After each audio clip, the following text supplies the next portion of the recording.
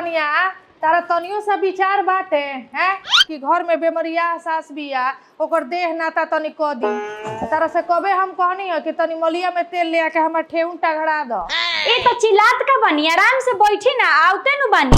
ठीक है, लोग कहेला घर के पुरानिया जितने पुरान हो जाला उतने ओकर दिमाग दहात जाला। और देखो तो कैसे ठहा के जवाब देती है, एगो हमनी के जबाना रहे कि आदमी सास के कोई मुंह उठा के जवाब ना दे।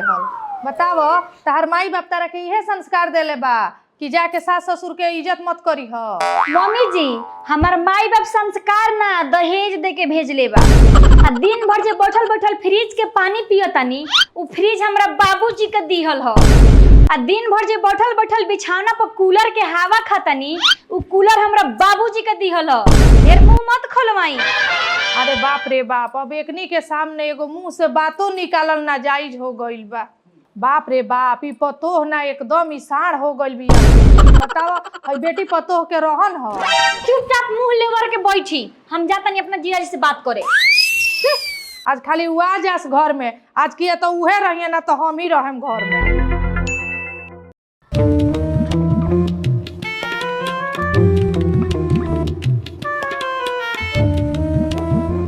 सारे छौड़ा घोड़ा में का लुका के लेके ते आवा तरी ना कुछो उ तनी कहलिए कि उनकर कमजोरी से कपार न चता तो तनी छेना के मिठाई ले ले आब तो वे छेना के मिठाई ले नहीं।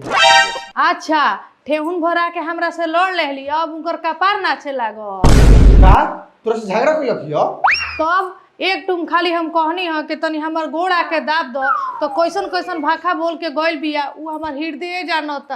अच्छा रोक, अभी हम ओकरा के बताओ था का हो।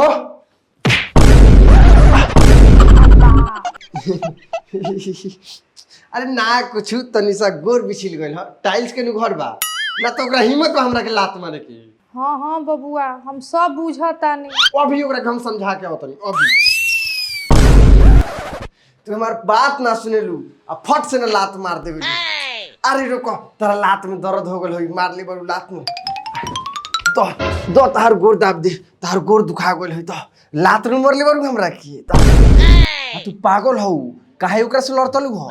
झगड़ा करी ना, हम कोनो नौकरानी बन के नहीं आइल कि लोग के गोड़ दाबत फिरी। अरे पागल हो, गोर दाब देबू तो का हो जाई।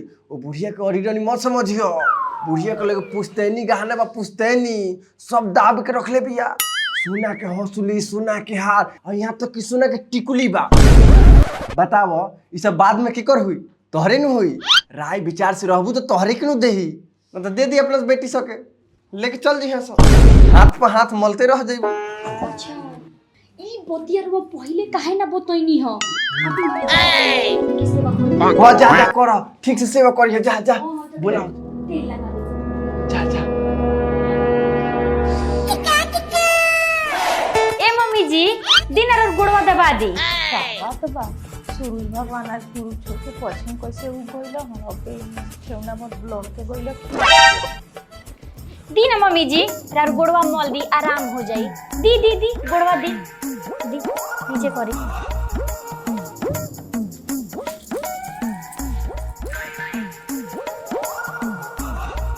मम्मी जी सुसुम पानी से कपड़ा भिजा के गुड़वा और पोंछ दी का, जल्दी आराम हो जाई। ना रहे दो यही आराम पड़ जाए। मम्मी जी रवा से एगो बात पूछी। हाँ हाँ पूछो ना। जोन राउर सब पुरान का गहनवा के पेटिया बाटे ओकर चाबी कहाँ रखले बनी? कैसन गहना हो, हमरा लगे गहना का करता, हमार तो खुदे बियाह तक पर ढोलना पर भई रहे। रवा सच बोलतानी, रवा लगे कोनो गहना नहीं खे ना हो, कोनो गहना नहीं खे।